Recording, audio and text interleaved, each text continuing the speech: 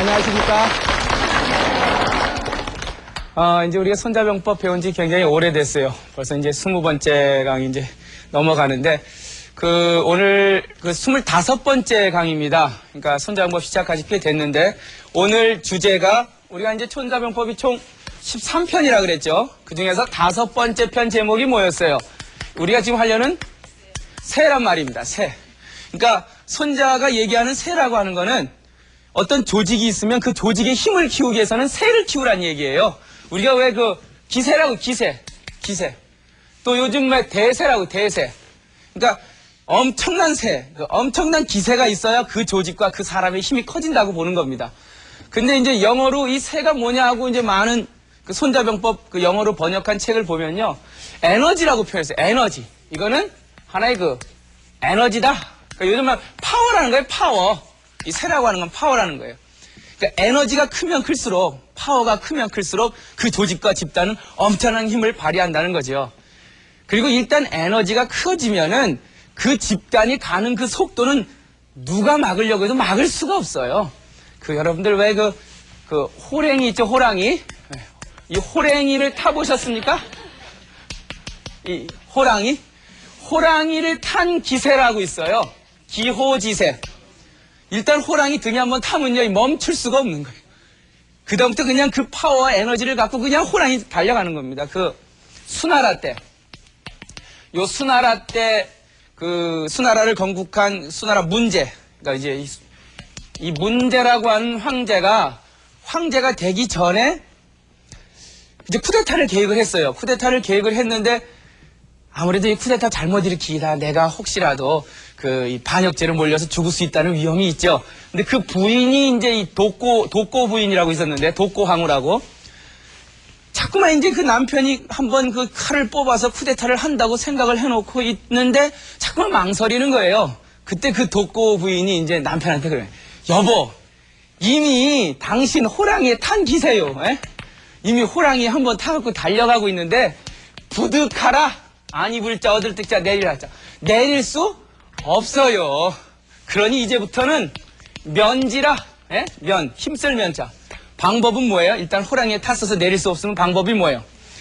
그저 붙잡고 힘쓰고 나가는 방법밖에 없는 거예요. 인생을 살다 보면 이제 내릴 수 없는 상황이 있잖아요. 에? 그런 상황에서는 방법이 뭐가밖에 없어요. 무조건 몰고 나가는 것밖에 없어요. 일단 그 에너지와 그 파워를 갖고 그 새를 타고 쫙 갈 수밖에 없다는 거예요. 그래서 이 손자병법에서는 이 새야말로 한 조직의 에너지며 파워며 이 새를 한번 타면은 호랑이 등에 탄 기분으로 그냥 내려가는 그 힘찬 약동을 항상 잊지 말아야 된다. 그래서 이왕 내릴 수 없는 상황이라면 어떻게 해요? 최선의 노력을 다해서 그 새를 유지할 수밖에 없다라고 이제 강조를 합니다. 그러면서 손자는 이 병세편에서 이런 문장으로 새의 힘에 대해서 얘기하고 있어요. 이 에너지에. 격수지질. 경랑, 물결 이를 격자입니다. 격수지질이 지어 표석자는 이게 새다. 이 손자병법에 나오는 이제 원문입니다. 이제 이 격수라고 하는 건 뭐냐면은 이 격자라고 하는 건 이 경랑의 세월. 물결이 막 소용돌이 치는 거예요. 그러니까 물은 물인데 어떤 물이에요? 막 소용돌이 치는 물이에요. 격수.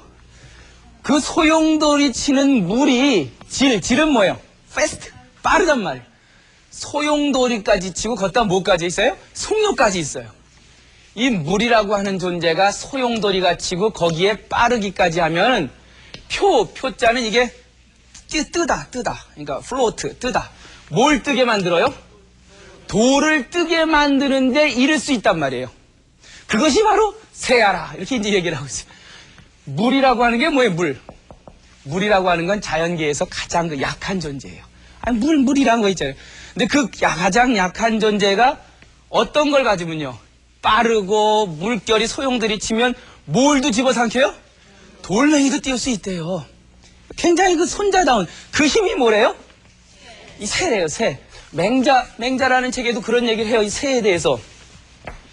사람이 비록 숫자에 있을 유자. 아무리 지혜가 있더라도, 사람이 아무리 지혜가 있더라도 불여승세라.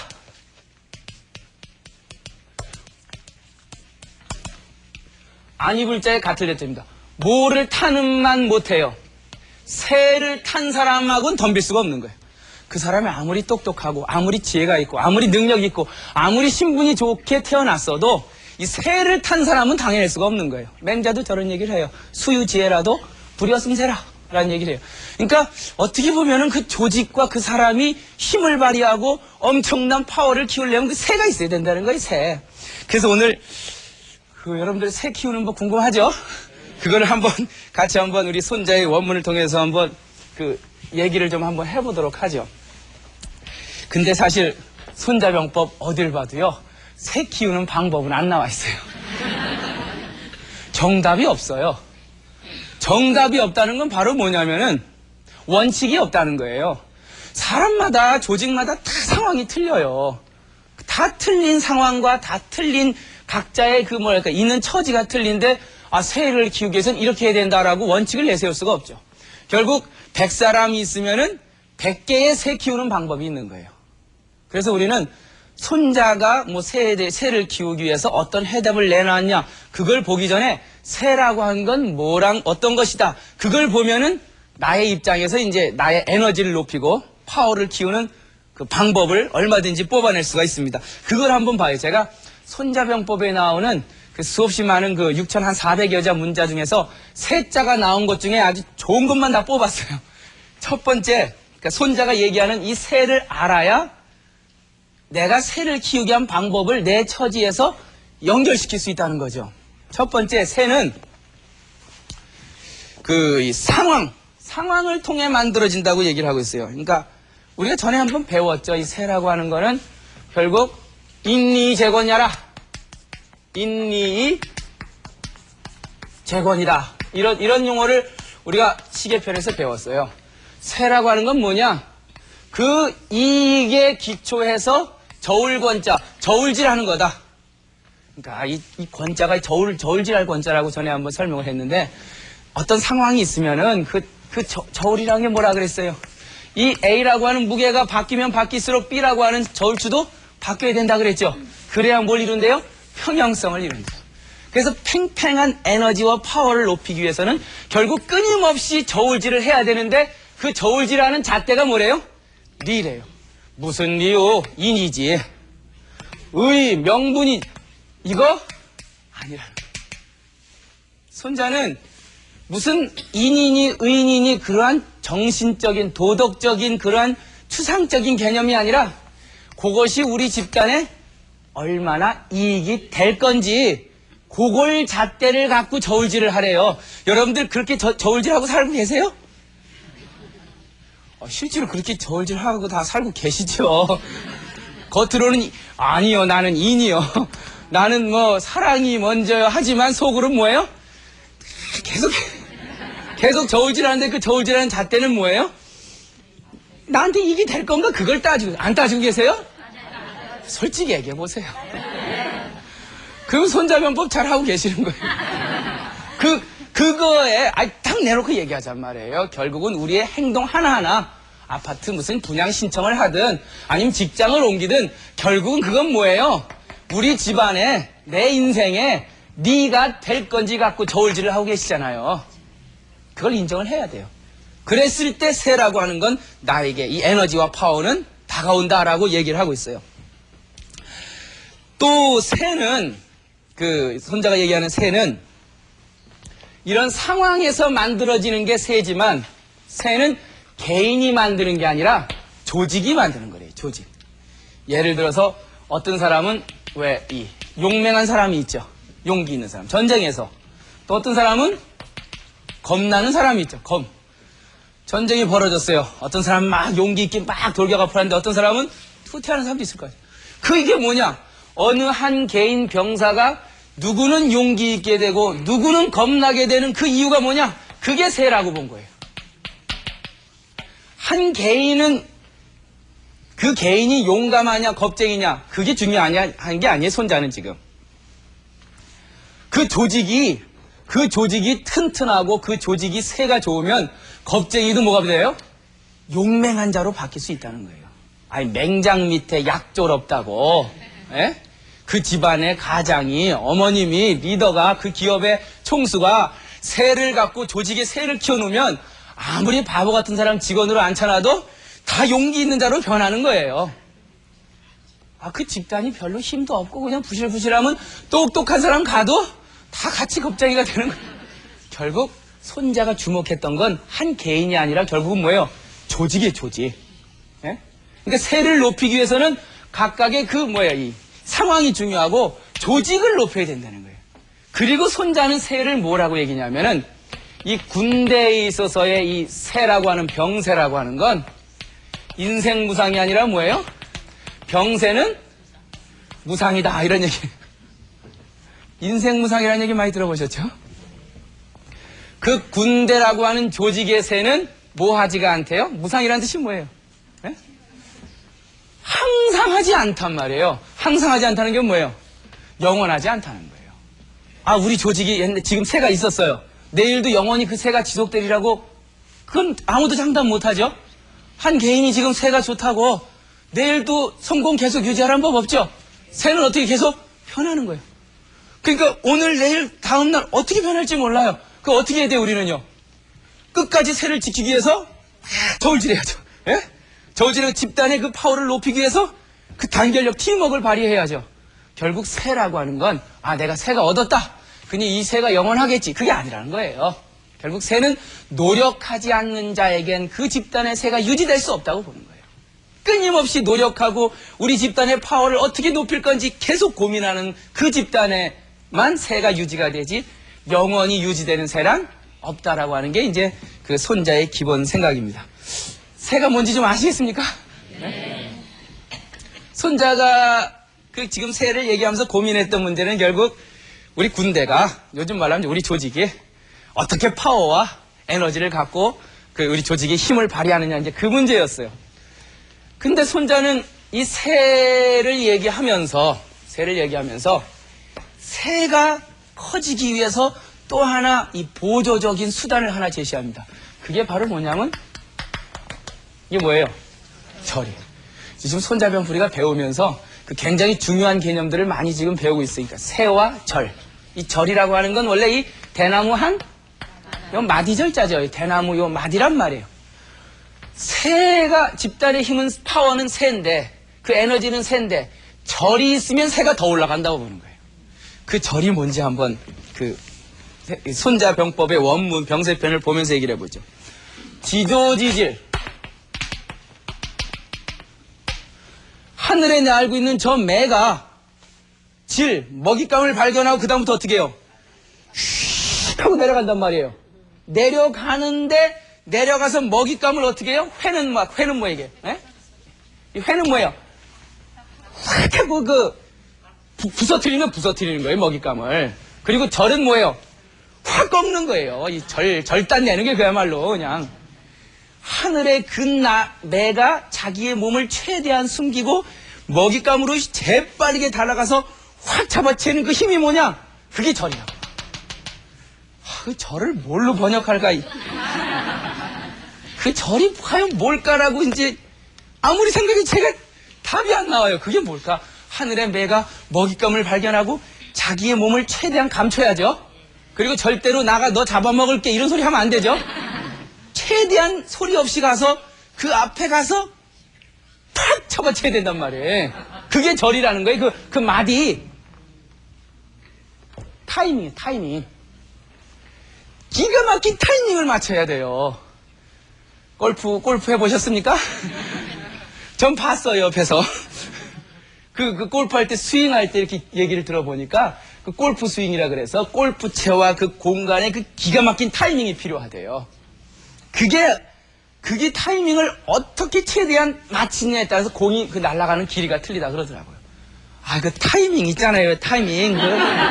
그 축구 같은 데서 이렇게 하다 보면은 아무리 축구 잘하면 뭐예요? 마지막으로 그 골대 앞에 가서 저쪽에서 측면 공격수가 공을 띄워주면 내 헤딩 머리와 그 골과 이렇게 되면 안 되는 거 아니에요, 이게? 이게 들어가는 거야. 이게 타이밍 아니에요. 새를 도와주는 게 타이밍이란 말이에요. 절.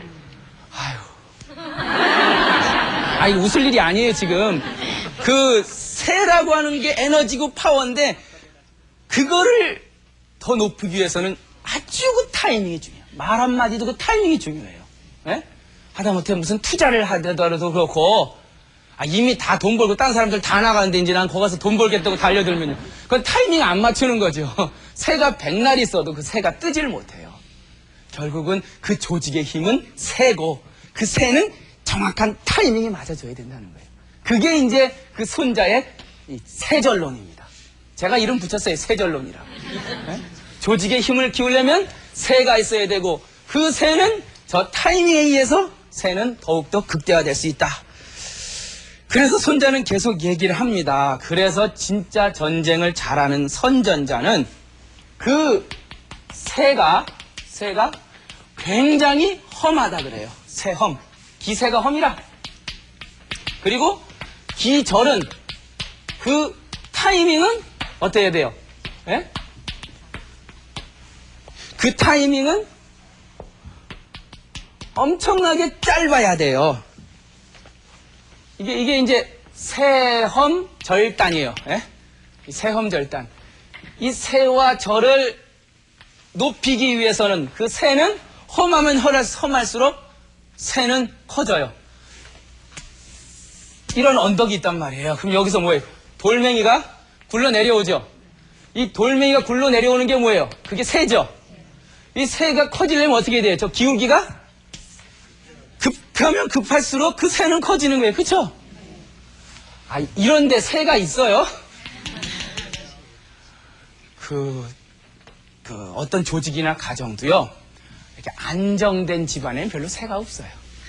잘 되는 집안에는 새가 별로 없어요. 좀 이렇게 매일 티격태격하고 뭔가 불안하고 직장 몇 번 떨어지고 이렇게 한 집안이 새가 더 세요. 이해가세요? 그게 이제 불안하면 불안할수록, 험하면 험할수록 새는 세진다고 보는 거예요. 오늘 주제가 그거예요. 안정이라고 하는 거, 우리가 평온하다고 하는 속에는 새가 별로 없어요. 근데 그 기울기가 아주 급하면 급할수록 새는 점점 더 세집니다. 아울러서 그 타이밍은 언제요? 짧으면 짧을수록 새는 뭐예요? 험하면 험할수록, 타이밍은 짧으면 짧을수록. 이제부터는 험하게 사셔야 돼요. 짧게 사셔야 돼요. 이게 무슨 뜻이냐면 결국 이 새전론의 핵심인데, 그러니까 손자가 조직의 힘은 이 파워 에너지인 새와 그리고 그 타이밍을 맞추는 절이라고 했는데, 저걸 키우기 위해서는 험해야 된다는 거예요. 그리고 짧아야 된다는 거예요. 그러니까 매가 상대방 먹이를 챌 때 그 손톱과 상대 먹이의 거리가 짧으면 짧을수록 타이밍이 더 좋은 거죠. 여기서부터 간다 이건 아니잖아요. 짧으면 짧을수록 좋은 거예요.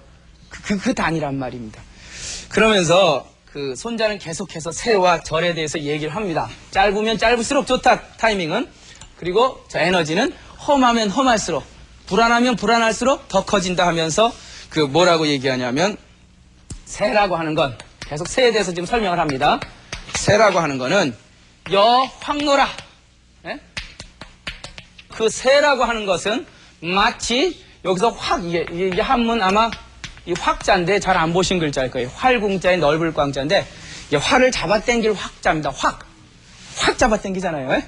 이 확자예요. 그리고 노는 이게 자동 발사 화살기 쇠뇌의 노자입니다. 요즘은 이런 화살인데 손으로 하는 게 아니라, 손으로 하긴 하는 건데 자동으로 이렇게 쫙 끌어 당겨 놓고 여기서 방아쇠 크리거를 탁 당기면 팽 하고 나가는 거 있어요. 수중 같은 데 이렇게 들어가서 물고기 잡을 때 쏘는 거 있잖아요. 그걸 작살이라고 하네. 그런 형태로 된 쇠뇌예요. 그러니까 새는 뭐와 같냐? 그 자동 화살 발사기인 이 쇠뇌를 잡아당기는 것 같아. 이게 그럼 어떻게 그 쇠뇌가 있으면 그거를 새가 써주려면 어떻게 해야 돼요? 잡아다니는 게 길면 길수록 험하면 험할수록 새는 더 커지죠. 그리고 그 절은, 이 절은 마치 짧은 좋은데 이 발자는 팡 쏘는 거예요. 요 기는 이 쇠뇌라고 하는 기계예요. 기계에서 팡 쏘는 게 바로 절이란 말이에요. 그러면 이 팡 쏘는 건 빵 하고 쏘는 게 나요? 팡 하고 쏘는 게 나요? 손자도 고민 많이 했어요. 저 새하고 절을 설명하느라고 지금 이 쇠뇌라고 하는 기계까지 지금 동원해서 지금 설명을 하고 있는데, 새는 이 자동 발사기인 쇠뇌를 최대한 잡아서 기울기나 그 팽팽한 긴장감이 험하면 험할수록 새는 커진다. 그리고 그것을 짧게 쐈을 때 그 타이밍은 최대의 극치에 이르게 된다. 이게 이제 그 손자의 그 새와 절을 보는 얘기입니다. 그러면서 손자는 이렇게 어느 조직이 타이밍도 최대한 단축시켜놨고 그 새도 최대한 그 에너지와 파워도 험한 상황에서 올려놨을 때 그 군대는, 병법이니까 이제 군대 얘기잖아요. 군대는 이 분분, 운문. 이 분분하다. 왜? 여러분들 의견이 분분하다는 얘기 들어보셨죠? 이 분분이라고 하는 건 뭐 여기서 막 정신없는 거예요. 운문도 마찬가지예요. 그러니까 분분, 운문 하면은 전쟁터를 생각하시면 돼요. 이 전쟁터에서 막 상대방 몇만 명하고 우리 몇만 명하고 이렇게 탁 붙어 싸웠다. 그럼 어떻게 해요? 막 어지럽게 사람과 사람이 얽히고 말과 말이 얽히는 그 분분, 운운 하겠죠. 그런 상황에서도 절대 그 혼란한 상황에서 싸우더라도 투란이라도 뭐 하지 않는데요? 절대로 혼란에 빠지지 않는데요. 어떤 조직이? 이 새와 절을 갖고 있는 조직이. 파워와 저 에너지와 저 타이밍을 갖고 있는 그 조직은 어떤 분분운운한 혼란한 상황 속에서 그 혼란함에서 싸우더라도 절대로 혼란하지 않아요. 그리고 혼돈돈. 이건 많이 들어봤는데 돈돈. 따지면 이게 뭐예요? 혼돈스러워. 혼동이 아닙니다. 혼동하지 마세요. 혼돈이란 말 들어보셨죠? 어떠한 혼돈돈한 상황에서도 형원, 그 모양이 적이 뺑그랗게 나를 둘러싸여서 내가 고립무원, 도대체 빠져나갈 수 없는 그 포위된 상황에서도 절대로 뭐 하지 않는데요? 상대방에 패배하지 않는다. 이 새와 에너지와 그리고 타이밍을 갖고 있는 조직은 이러한 혼란한 상황에서 전투를 해도 절대로 혼란에 빠지지 않는다. 이러한 혼돈에 쌓여 있어서 적에게 빙 둘러싸여서 고립무원의 포위를 당해도 절대로 패하지 않는다. 이런 얘기를 손자는 합니다. 여기서 지금 혼돈이란 말이 나왔는데요. 혼돈 많이 들어보셨죠? 그 영어로 뭐 케이오스라 그러나요? 우리가 일반적으로 뭐라 그래요? 카오스라 그래요. 카오스, 케이오스. 혼돈스럽다. 그 원래 이 혼돈이란 말은 장자라는 책에 나옵니다. 이 장자 4편 마지막 편에 이런 얘기 나와요. 아주 오랜 옛날에 그 혼돈이라고 하는 신이 살았대요. 혼돈이라고 하는. 원래 신의 이름이에요. 뭔지 모르니까 그냥 혼돈이에요. 그리고 그 남쪽에는 남쪽 바다의 신이 살았는데 그 신의 이름이 이제 숙이에요. 숙이라고 하는 신이 살았고, 그 다음에 북쪽 바다에는 홀이라고 하는 신이 살았어요. 장자 이제 옛날 그 신화죠, 신화. 근데 이 혼돈이라고 사는 사람이 사는 이 지역에 북쪽 신인 홀과 남쪽 신인 숙이 놀러 왔어요. 놀러 왔는데 이제 그 혼돈이라는 신이 이제 남쪽하고 북쪽 그 신이 놀러 왔으니까 대접을 아주 잘해줬던 모양이에요. 굉장히 대접을 잘해줬는데 너무 고마우니까 이제 남쪽 신인 숙하고 북쪽 신인 홀이 이제 둘이서 의논을 했어. 야, 우리 이렇게 대접만 받고 살아서 되겠냐? 가만히 보니까 저 혼돈 저 친구가 구멍이 없어. 좀 혼돈스러워. 근데 내가 알기로는 인간 세계에 사는 그 인간들은 구멍이 7개가 있다 그러더라. 우리 저 친구 구멍을 뚫어주자. 그리고는 그 다음날부터 이제 하루에 1개씩 구멍을 뚫기 시작했어요. 집단 애들은 뭐예요? 뭐 한다고요?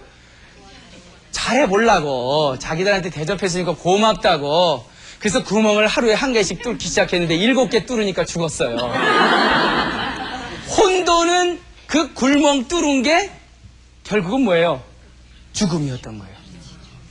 아유, 우리 입장에서 구멍 뚫은 게 좋죠? 구멍 안 뚫은 혼돈의 입장에서는 구멍 뚫는 게 이상한 거예요. 다시 말하면 혼돈이라고 하는 것과 구멍 뚫린 건 질서의 세계죠. 그러니까 우리는 그 창세기 같은데 어느 나라나 어느 뭐 종교의 그 처음 세상을 만든 그런 기록에 보면 대부분 혼돈의 세계가 있었다. 그리고 그 혼돈의 세계가 누구누구에 의해서 질서, order, 질서의 세계로 변했다. 그래서 인간 세계가 됐다라고 얘기를 해요. 그래서 대부분들 혼돈의 세계는 나쁜 거고 그거를 누군가가 질서의 세계로 바꿔준 게 아주 잘한 일이라고 박수를 치는 거죠. 이해가시죠? 네. 혼돈의 세계에는 하늘과 땅도 없어요. 그렇지만 질서의 세계는 하늘과 땅이 있는 거예요. 인간과 동물이 있고 산과 바다가 있는 거예요. 야, 이 질서의 세계가 좋다고 얘기를 하는 거예요. 그런데 진짜 질서의 세계가 혼돈의 세계보다 더 나은 세계입니까? 그게 이제 혼돈 되세요? 저 장자나 이런 책들 보면 그런 얘기가 나와요. 그 사람이 죽었어요. 그럼 죽은 사람한테 가서 우리 막 울죠. 막 우는데 죽은 사람은 이제 이렇게 떠나면서 저놈들이 왜 울지? 그러니까 죽은 사람 입장에서 보면은 저 산 사람이 불쌍한 거예요.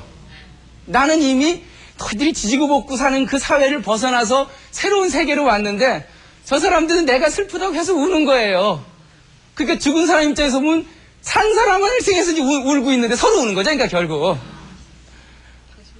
결국 죽음이라고 하는 것도 이 질서의 세계에 사는 산 사람이 죽은 세계를 바라보는 편견이에요. 어쩌면 그게 더 아름다운 일일 수 있는데 자꾸 산 사람 입장에서 보면 그게 이제 울고 싶은 거죠. 결국 혼돈과 질서라고 하는 게 어떤 게 더 우위에 있다는 건 함부로 말할 수가 없는 겁니다. 제가 왜 이런 얘기를 하냐면 이 새와 절은요, 손자가 얘기하는 이 에너지와 그리고 이 타이밍은 험하면 험할수록 짧으면 짧을수록 커진다 그랬죠. 다시 말하면 뭐예요? 질서의 세계에서 새와 절이 커져요? 혼돈의 세계에서 새와 절이 커져요? 그런 의미에서 보면은 이게 복잡하고 아직 뭔지 모를 때 그 혼돈의 세계에서 새와 그리고 이 절이 더 커질 수 있다는 거예요. 다시 말하면 안정된 대기업보다는 아직 안정이 안 된 벤처가 더 큰 힘을 발휘할 수 있는 잠재력을 가질 수 있다는 거예요. 아니요, 그래도 안정이 좋아요? 네? 질서가 좋습니까? 이 혼돈이란 건 결국은 뭐예요? 아직까지 질서의 세계로 나가지 않았기 때문에 얼마든지 뭐가 있어요? 가능성이 있어요. 알이 있어요, 알. 근데 이 알이라고 하는 것이 깨서 병아리가 되면 질서의 세계로 나오면 병아리라는 것이 딱 알지만 병아리가 되기 전에 그 알은요. 여기서 병아리가 나올지 코끼리가 나올지 코끼리는 안 나오겠네요. 어떤 게 더 가능성이 있어요? 병아리가 코끼리로 될 일은 없단 말이에요. 그렇지만 이 병아리가 매가 될 경우는 없단 말이에요. 그렇지만 이 알에서는 뭐도 될 수 있어요? 병아리도 될 수 있고 매도 될 수 있고 또 뭐 될 수 있어요? 뭐 타조도 될 수 있고요. 어떻게 보면은 안정된 질서의 세계보다 아직까지 안정 안 된 혼돈의 세계가 훨씬 더 가능성이 있어요. 훨씬 더 새가 있고 훨씬 더 절이 있을 수 있어요. 안정된 대기업에 취직해서 그렇게 해서 뭐 몇십 년 쭉 살다가 정년퇴직하는 게 그게 더 파워나 타이밍이 높기보다는 아직 안정이 안 된 뭐라 그러죠 이걸? 이 벤처 더 큰 힘을 발휘할 수 있단 말이에요. 우리가 요즘 뭐 벤처가 참 사실 열기가 많이 식었죠. 왜냐하면 그놈의 벤처가 자꾸만 안정되려고 하니까 그런 거예요. 벤처는 역시 벤처여야 돼요. 모험은 모험이어야지 얼른 안정되려다 보니까 새와 절이 쭉 떨어지는 거예요. 근데 저는 아직까지 이 벤처에 대한 우리의 기대가 꺼져서는 안 될 것 같은 생각이 들어요. 그 미국의 새로운 경제를 일으킨 그 힘이 벤처였잖아요. 결국 100개 중에서 3%만 살아남아도 경제를 끌고 간대요. 다 살아남을 필요 없는 거예요.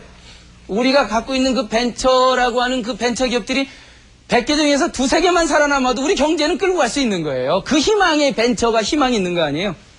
그 꿈은 아직 버려서는 안 될 것 같아요. 뭐 계속 정치적인 문제 때문에 얽혀서 벤처에 대한 신뢰가 깨지고 있는데 그 혼돈에 아직도 안정 안 된 게 훨씬 더 질서 있는 체계보다 더 힘을 발휘할 수 있다는 그 생각이 듭니다. 요즘 이 유목민에 대한 관심들이 많아요. 유목민. 그러니까 이 사회가 이렇게 두 가지 사회가 있어요. 안정된 사회, 질서의 사회. 주로 이제 농업국가죠. 그리고 카오스의 세계. 아직 안정이 안 된 혼돈의 세계. 그 혼돈의 세계를 갖지 유목민이죠. 그 농업국가는 뭐예요? 에? 그냥 그 자리에서 탄탄하게 자기 자리를 유지하고 있는 거죠. 근데 이 혼돈의 세계인 유목민은요, 끊임없이 초지를 찾아 돌아다녀요.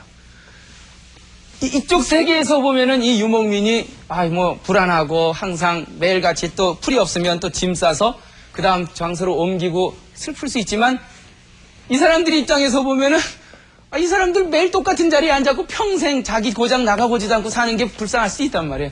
근데 제가 이제 요즘 유목민에 대한 책이 많이 나와서 많이 좀 이렇게 몇 가지 읽어봤는데 그 몽고 속담에 그런 게 있대요. 그 몽고의 어느 유명한 장군이 한 얘기인데 성을 쌓기보다는 성을 부수고 새로운 길로 떠나라. 뭐 이런 속담이 있대요.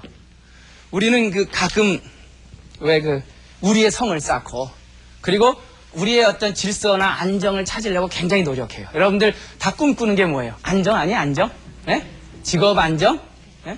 안정됐으면 좋겠죠? 네. 부부간에 문제도 없고 자식도 안정되고 직장 튼튼하고 했으면 좋겠죠? 네. 그 속에서는 새가 안 나온대도요.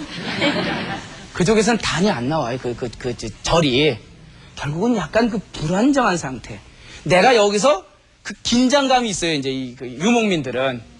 여기서 내가 제대로 안 하면 어떻게 돼? 그다음부터는 그냥 바로 집단이 그냥 망가지는 거예요. 그러니까 항상 긴장하고 항상 그 긴장감 때문에 새로운 거에 대한 탐구 의식이 있고 그리고 내 약점들을 갖다가 보완하려고 하는 어마어마한 생명력이 있단 말이에요.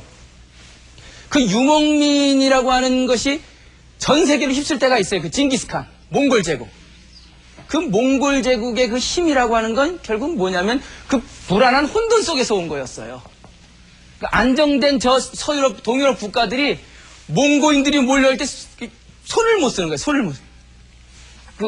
어떤 다큐멘터리 보니까 그런 얘기를 하더만요.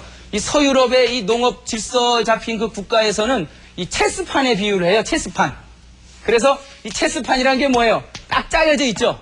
말이라고 하는 게 딱 자기 옮길 자리 있으면 옮기죠. 근데 이 유목민, 이 징기스칸 군대를 이 바둑판에 비유하더라고요. 바둑판은요, 내가 돌을 어디다 둘지 모르죠. 이건 길이 보여요, 안 보여요? 질서의 세계에선 이 길이 보여요. 근데 이 혼돈의 세계는요, 이게 징기스칸이 어디를 칠지 모르는 거예요. 그 바둑이라고 하는 거 두셔보셨을 거 아니에요? 이 돌이 펑 뛸 수도 있고, 갑자기 자기 근처로 갈 수도 있어요. 그러니까, 무한한 창조성이 있는 거예요. 혼란하지만.